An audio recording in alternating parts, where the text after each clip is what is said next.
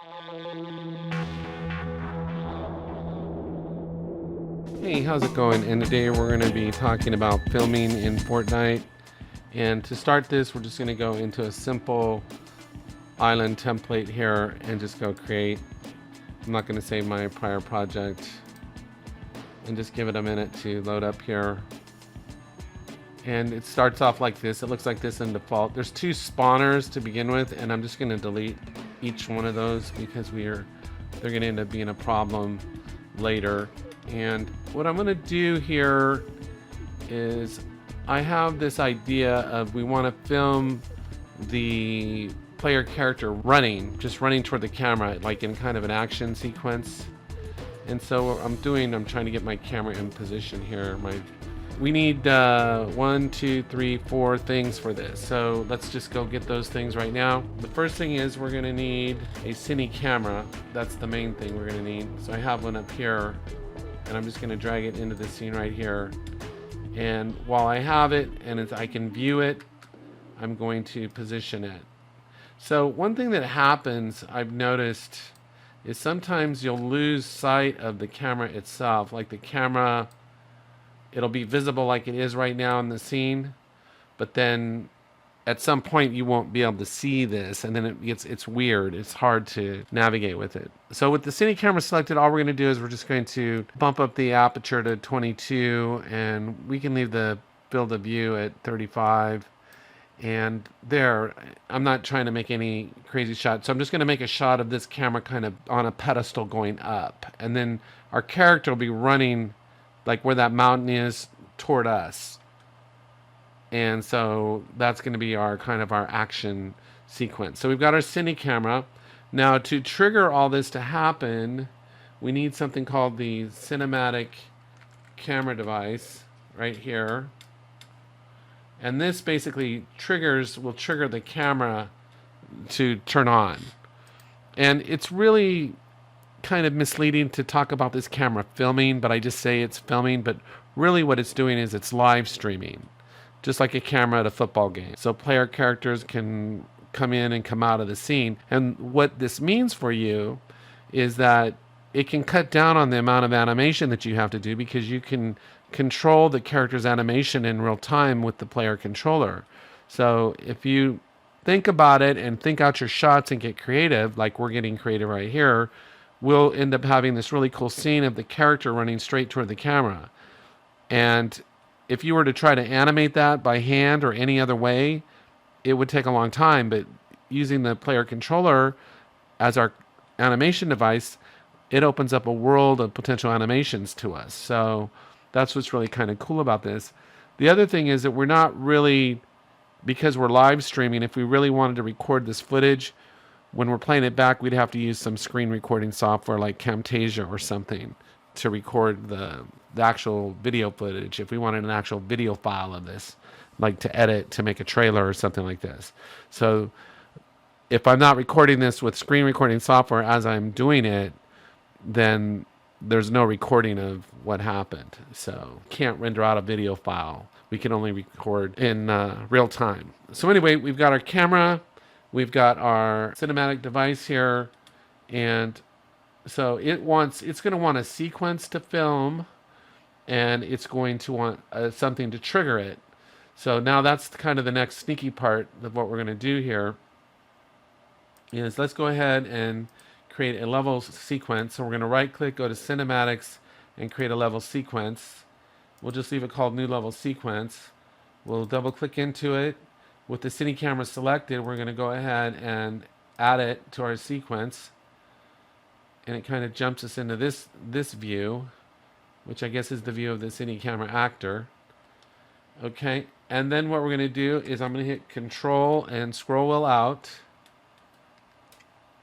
We've got a lot of frames to work with. I'm going to grab this red bar and drag it out to about 900 frames.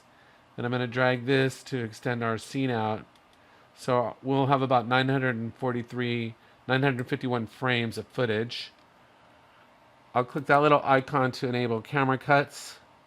And our camera is already bound to the camera cuts. So you can think of camera cuts as the camera switcher. So if we had more than one camera, we would use this to switch cameras. but we just have one.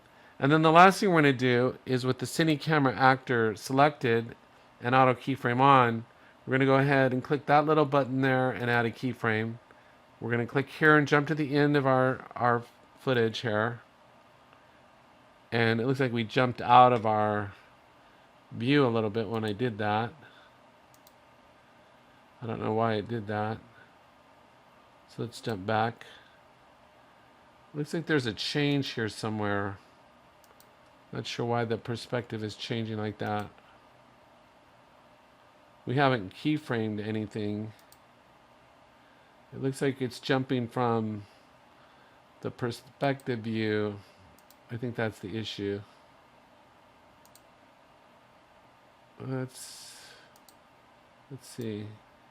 This all starts getting very wonky sometimes. There, it's not jumping now. Okay, so we're in the cinematic viewport.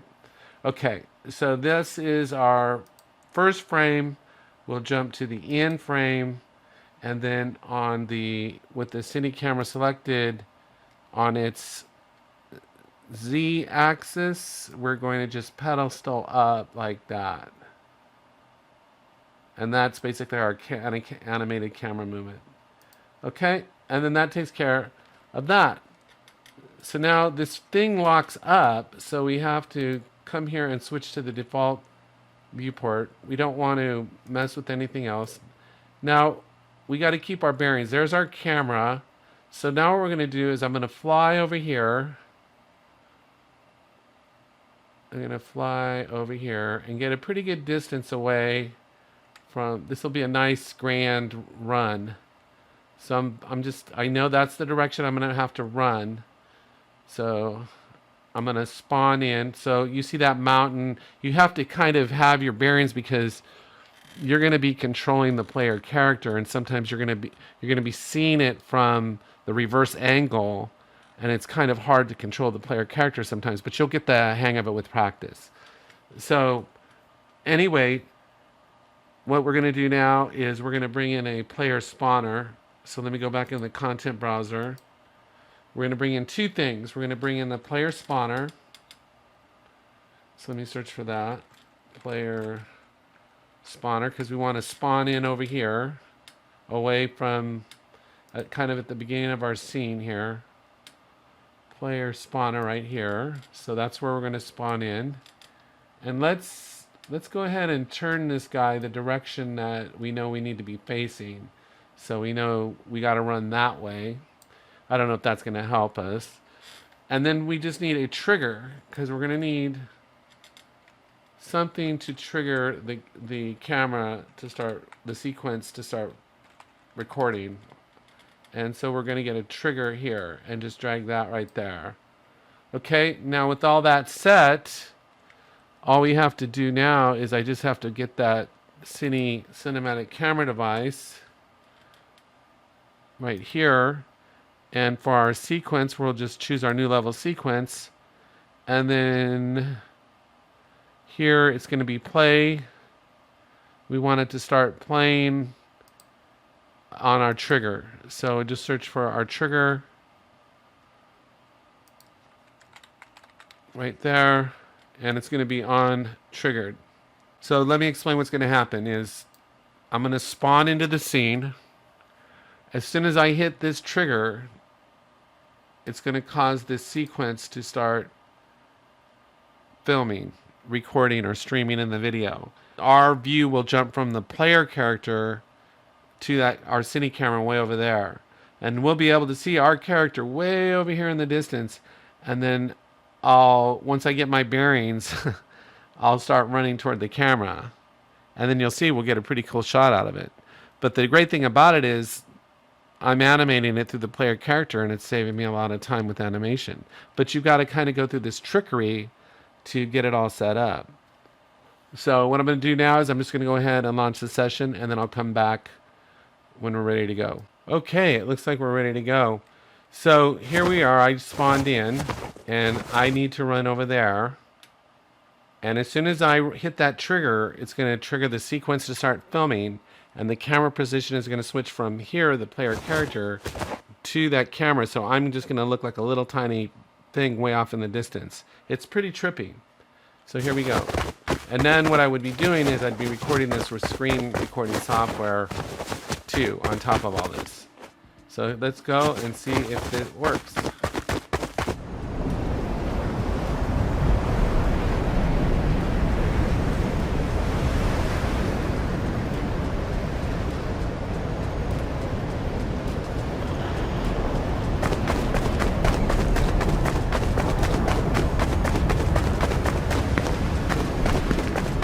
Cool, huh?